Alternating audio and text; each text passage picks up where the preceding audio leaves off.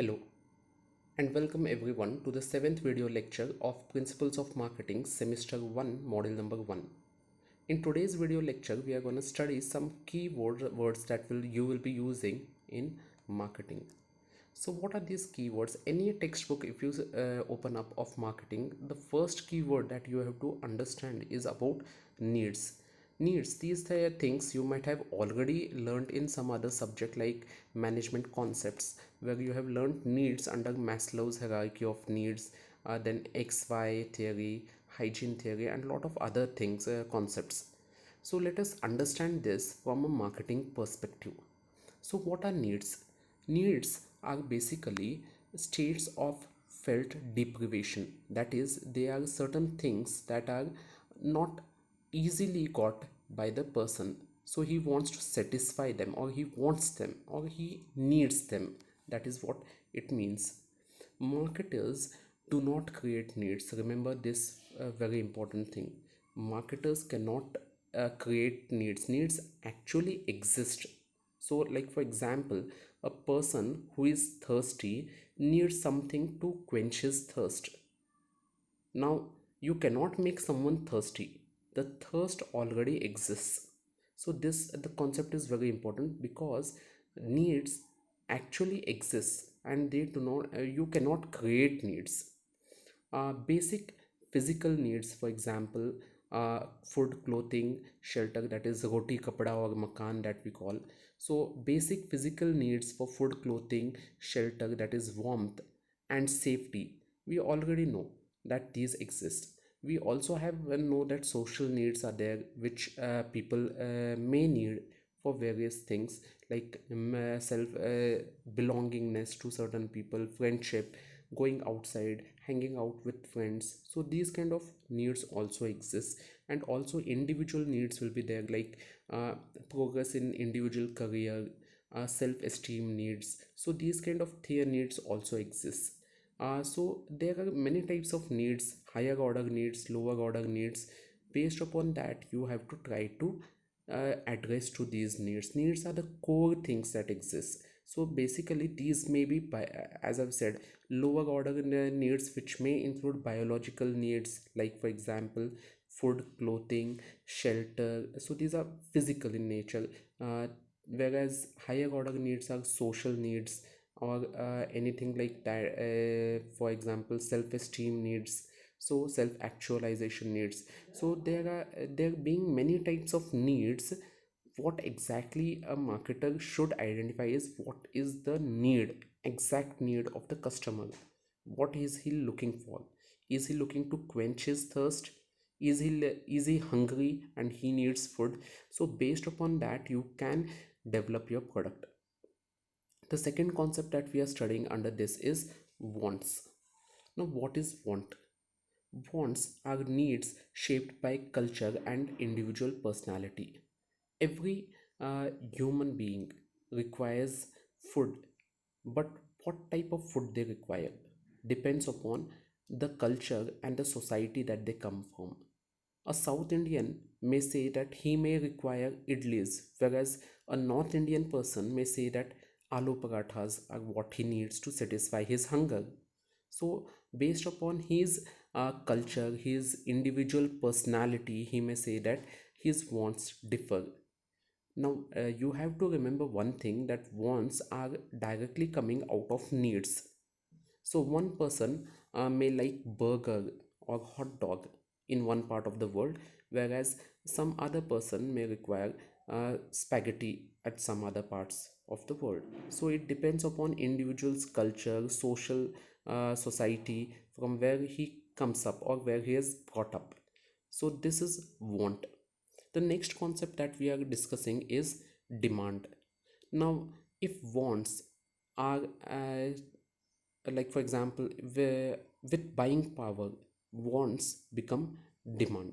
So wants are basically directed, if demands are basically if a particular want is directed towards a specified product and backed by an ability to pay and willingness to pay, then it becomes demand.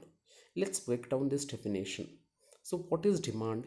Demand is basically, for example, if an example would be much clearer to understand.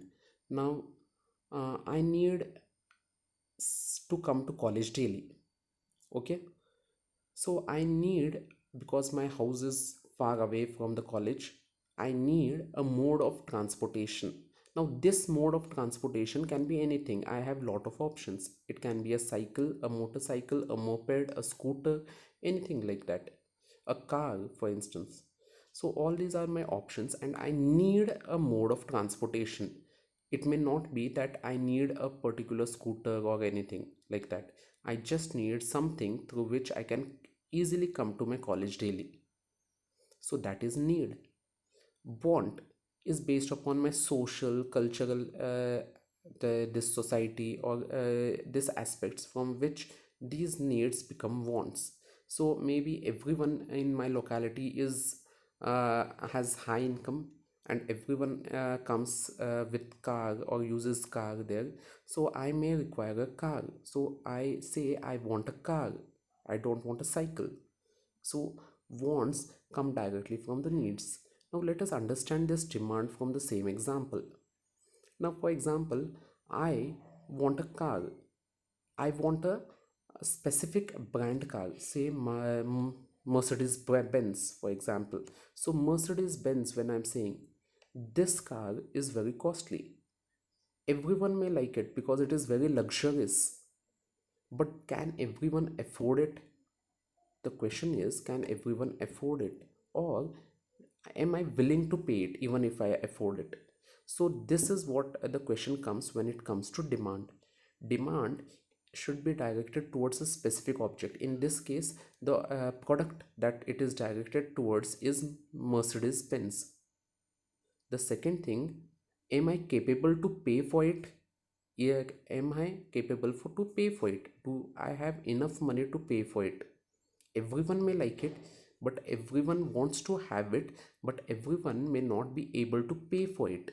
So it should be, I means the person, demand is only considered when the consumer has the ability to pay, and secondly he should also have willingness to pay. Sometimes we come across many people who have the ability to pay. They may have the money to pay, but they just are not willing to purchase it, maybe for any reason. Maybe they are stingy, maybe they do not want to spend money, maybe the roads in their locality are very bad, very poor. See, in my locality roads are not there at all. So I have the money, maybe I have the willingness, I have the ability to pay, I want it, but I am not purchasing it because the roads are not that good to purchase Mercedes Benz. So these kind of things cannot be considered as demand. Demand should always be towards a specific product like Mercedes Benz, and the person should be able to pay for it, he should be capable to pay for it, and thirdly he must that is, he should be willing to pay. Even if he is capable, if he has good income, he should be willing to pay for it. So these are the three things that make up a demand. Now let us move ahead and look at certain other concepts, that is like market offering. Now what is a market offering? Now market offering is anything that has been that is offered by a marketer to consumer to satisfy the needs and wants. It is basically a combination or a mixture or a blend of physical products, services, information, ideas, or experiences offered to the market by a marketer to satisfy the needs and wants of people. So offering can be any physical thing, it can be a service also, it can be an idea, it can be anything, or that what can be marketed. So it is basically a thing that is offered by marketer to the consumers or to the market. Now the third thing, that is value. Now what is value, satisfaction and quality? Many times what happens is, whenever we are talking about value, satisfaction and quality of any product or any offering, we get lot of overlapping ideas. So consumers usually face wide ranging array of products and services in forms of market offerings that might satisfy a certain need. Now, a question comes, how do they choose among all these market offerings? As I've said, when you are thirsty, you have many options. Now, on what basis do you choose these options? These options, that is, any choice of an option, depends upon its value to the consumers. A customer always forms expectations about value and satisfaction that he or she gets from an offering. So, these values, satisfaction, and the quality level perceptions or expectations that consumers have are very important. Let us break this one by one. So, customer value and satisfactions, as I've said, are key building blocks for developing and managing customer relationships. Customer value, if we want to know what exactly it is basically, it is the difference between the benefits the customer gains from owning and using a particular product and the cost of obtaining and using the product. So it is basically, arithmetically, if we put it into an equation, it becomes value is equal to benefits that is total benefits minus total costs. So it is basically a difference between the total benefits that a customer derives from a product by owning it and uh, using it, minus the cost of owning it and using it. So this is basically, however, in many cases we can say that consumers do not assess product values and cost precisely or objectively. It cannot happen. Many times it is judgmental in nature. They take into account perceived value. That is, what do they perceive? There comes our second definition of customer satisfaction. So when we are talking about customer satisfaction, when do we say that a person is satisfied? We say that a person is satisfied when it meets its expectation. That is, if you go and you want to purchase a particular, say, two-wheeler, you want to purchase you want an or you have a demand, say you want uh, Activa, a two-wheeler to purchase. So you go and purchase Activa. What is your expectation from it? Generally, the expectation will be like, the moped, that is the scooter that you are purchasing, will run without any repairs or without any maintenance, or with minimum maintenance, and it will run smoothly. It will work for you for maybe 6 years without any problem. So this is your expectation. Now suppose if it runs for 6 years, and then what do you say? You say that you are satisfied with the product. So satisfaction is basically, it is nothing but, satisfaction is the extent to which sorry because satisfaction is the extent to which products perceived performance matches the buyer's expectation. That is, when you perceive a particular product's performance, and if that matches exactly to the expectations that you had earlier, then that is nothing but product that is customer satisfaction. You say that you are satisfied. The example of Activa which I had taken, that is, if it is matching your expectation. Now expectation is also a very big thing. You have to understand this expectation, that two people may have different expectations. Now person one may say that it should run, and the Activa that is being purchased should go on without any repairs, or should work properly without any repairs for 6 years. The other person may be happy if it works for 4 years. So the expectation is different. Now for the first person, if it runs for 6 years, he is satisfied. If the Activa runs for 5 years and you require repair, he is unsatisfied or he is dissatisfied.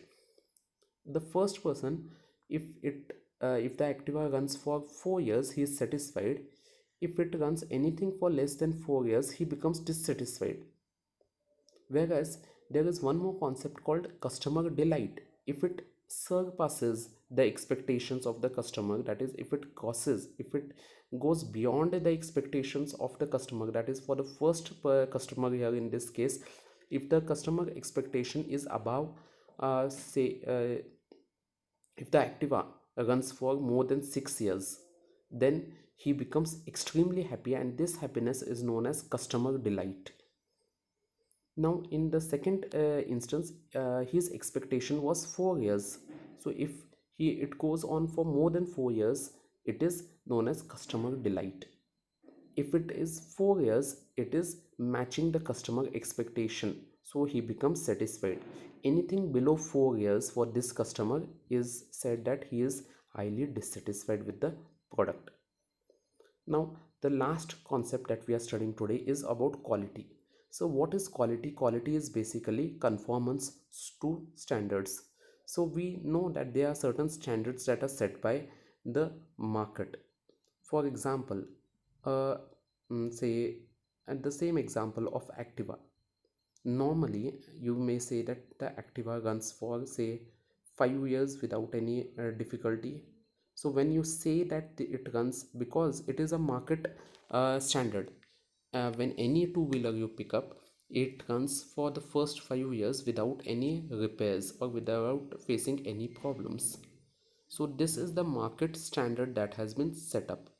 So this standard which has been set up by the market for any two-wheeler, whether it is Activa, whether it is Pulsar, whether it is KTM or anything of such kind. So two-wheeler industry says that 5 years it does not has any repair. So when you're talking about these 5 years and your vehicle also matches this 5 years, you say that it is of a good quality. Or if it surpasses this 5 years, you say that it is of good quality.